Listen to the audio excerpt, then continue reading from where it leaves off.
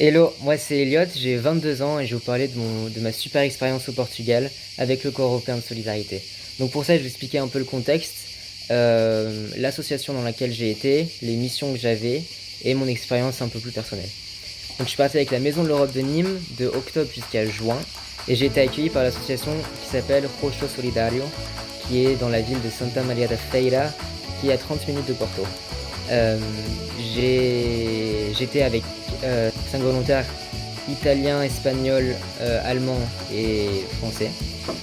Et on a partagé une grande maison tous ensemble. On avait la chance d'avoir une chambre individuelle chacun. Et on a partagé une grande maison avec une grande cuisine, terrasse, un grand sous-sol pour partager des moments en commun qui étaient juste incroyables. Et l'association qui nous a accueillis, donc Rocho Solidario, j'aime bien la décrire comme un mix entre une banque alimentaire et un Emmaüs qui œuvre pour la justice sociale dans la ville où on était. Ce qui était super avec cette asso, c'est elle a plein de partenariats avec des associations locales, donc nos missions étaient différentes tous les jours. Et on a eu plein de projets en plus pour l'enrichir, donc pour moi c'était juste incroyable. Pour essayer d'expliquer, je vais faire une semaine type et après je vais vous parler un peu des projets qu'on avait en plus. Donc par exemple le lundi on avait des cours de portugais qui ont duré d'octobre à décembre avec une super prof. Et ensuite l'après-midi on allait à ce qu'on appelait l'atelier. C'est là où l'association reçoit tous les dons de vêtements et de meubles. Et nous, notre job c'était de les upcycler, de les recycler pour ensuite les pouvoir les redonner ou les revendre. Le mardi on allait à un refuge animalier qui s'appelle Anifeira, où on s'occupait le matin de chats, on nettoyait leur endroit. Et l'après-midi, on s'occupait des chiens, donc ils sont dans des enclos et après on les lâchait par groupe dans les parcs et on s'amusait avec eux. Et on a eu plein de super petites missions en plus dans ce refuge animalier parce que les personnes nous faisaient confiance, donc c'était super. Donc, par exemple, on a pu s'occuper de chiots qui avaient juste 2 semaines et qui n'étaient pas encore sevrés.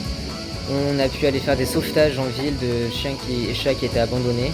Et on a pu assister à des chirurgies par les vétérinaires, donc on a beaucoup appris. Le mercredi, rebelote, on avait cours de portugais et l'atelier. Le jeudi, on allait à un collège pour assister une prof de français et du coup aider à donner les cours et à un peu cadrer les élèves. On a eu aussi l'occasion de donner nous-mêmes des cours, du coup avec mon autre colloque française. On a donné 3 cours. Un sur la langue des signes française, un sur l'environnement et on a fait plein d'activités donc c'était génial. Et le vendredi on avait du temps pour nous, pour faire un projet personnel et moi j'en ai profité pour approfondir ma pratique du yoga et de créer une chaîne de YouTube et Instagram. Et aussi le vendredi j'étais à une cantine sociale où j'aidais à servir les repas à des gens qui étaient dans le besoin.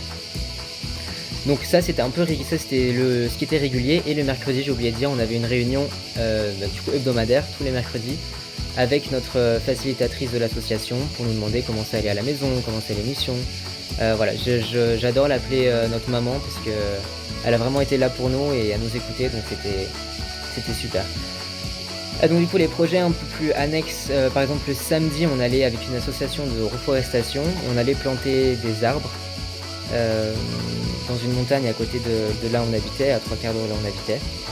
Ensuite j'ai eu la chance de travailler dans un projet de l'asso qui s'appelait SIEP 2.0 et dont le but était de prévenir le harcèlement et le cyberharcèlement par le théâtre. Et donc j'ai accompagné une des travailleuses de l'association sur ce projet et on a fait entre autres plusieurs workshops dans des écoles et une semaine parce que c'était un projet qui est européen. Donc toutes les associations partenaires sont venues dans la ville et j'ai eu la chance de l'accompagner pendant une semaine sur ce projet-là et pour rencontrer toutes les personnes qui sont impliquées dans ce projet. On a aussi fait plusieurs workshops avec des enfants pour sensibiliser au développement durable, pour informer sur le Corps européen de solidarité. Et donc bien sûr tout ça en portugais, donc c'était très enrichissant, très, très challengeant, mais on y est arrivé. On travaille aussi avec la banque alimentaire où on allait dans les grandes superficies pour récolter la nourriture et après on allait nous chercher dans les grands centres de la banque alimentaire pour pouvoir nous les redistribuer. On a aussi été volontaire au plus grand festival d'art de rue d'Europe qui se passait dans la ville où on était. Donc voilà, ça c'est une esquisse un peu de mes missions. Il y en a encore beaucoup, mais c'est pour vous dire à quel point c'était très diversifié et du coup très enrichissant. Et ce que je retiens moi de ce volontariat, et ce qui était génial, c'est que j'ai rencontré beaucoup de gens qui me ressemblaient, qui me ressemblaient pas.